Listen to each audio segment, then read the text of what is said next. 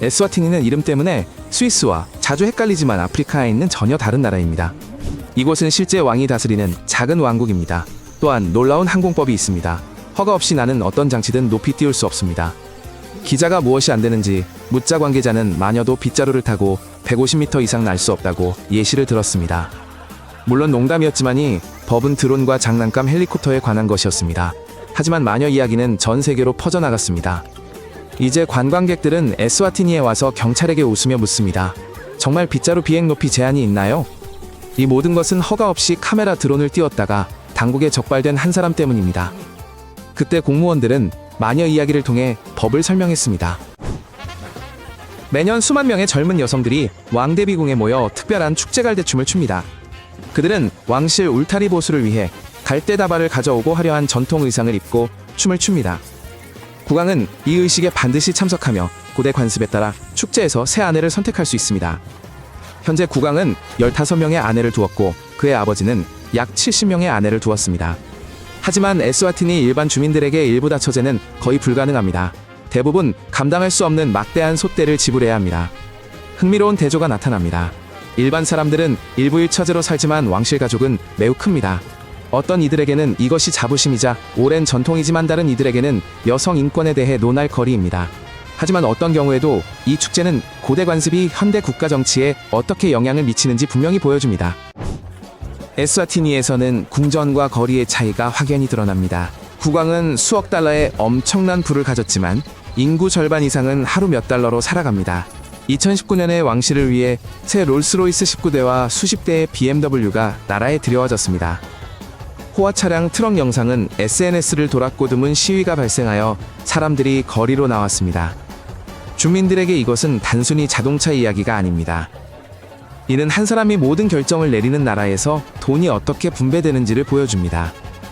젊은이들은 궁전 옆 신호등에서 꿈의 차들을 보며 생각합니다. 이 돈은 병원과 학교에 쓰일 수 있었지만 대신 부자들의 장난감을 사는 데 사용되었습니다. 2000년대 초왕은 칙령으로 에이즈를 물리치려 했습니다. 미혼 여성들은 5년간 정절을 지키고 순결의 상징인 특별한 술을 달아야 했습니다.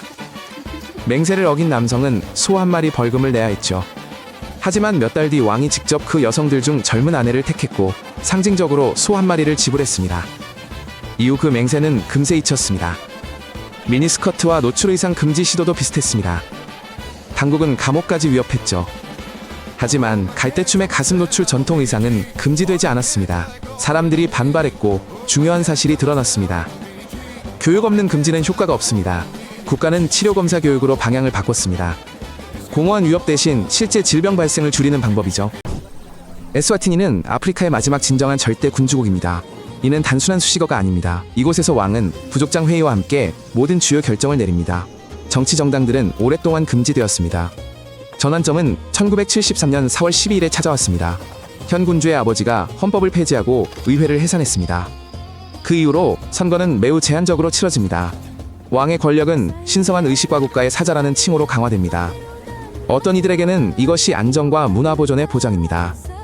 다른 이들에게는 언론의 자유와 왕실 지출의 투명성을 요구하는 이유입니다. 이 논쟁은 반세기 동안 에스와티니의 정치적 삶을 규정하고 있습니다. 서부 산악지대에는 세계에서 가장 오래된 광산 외냐가 있습니다. 고고학자들은 약 5만 년 전 이곳에서 붉은 황토를 채굴했다고 밝혔습니다. 문자와 도시가 생기기 전석기 시대 사람들은 사자동굴로 왔습니다. 붉은 광물을 벽에서 긁어 가루로 만들고 의식이나 몸을 칠하는 데 썼습니다. 나중에 도구 제작을 위해 철을 재련하는 법을 배웠습니다. 오늘날 무성한 채굴지에서 고대 장인들이 붉은 흙을 권력의 상징으로 만든 모습을 쉽게 상상할 수 있습니다. 현지 가이드들은 황토가 여전히 전통 의식에 사용된다고 말합니다. 이는 수만 년간 이어져 온 전통입니다. 90년대 후반과 2000년대 초반의 HIV 전염병은 수많은 가족에게 비극이었습니다. 어른들은 죽었고 마을에는 13살 된 큰아이가 가장이 되는 집들이 생겼습니다. 20대들은 학교와 친구들과의 놀이 대신 죽을 요리하고 어린 형제자매를 돌보며 어르신들과 협상하는 법을 배웠습니다.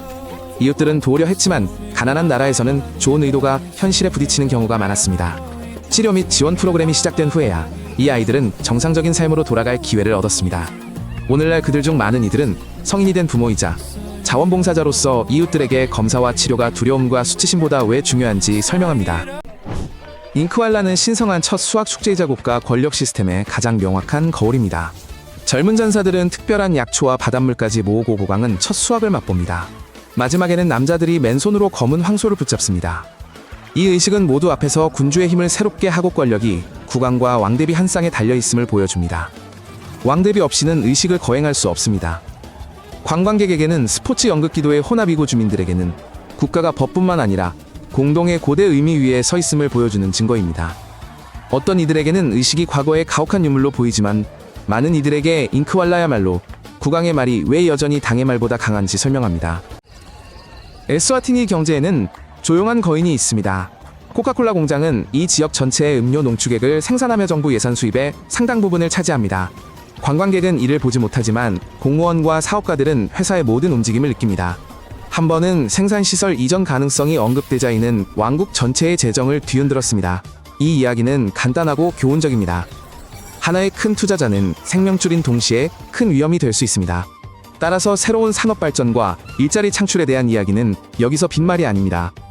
이는 거대한 남아프리카 공화국 옆 작은 나라의 생존 문제입니다. 에스와티니 보호구역 레인저들은 밀렵군에게 즉시 사격할 권한이 있습니다. 이는 세계에서 가장 강력한 자연보호 조치 중 하나입니다. 코뿔소뿔을 노린 대량 사례가 있었죠.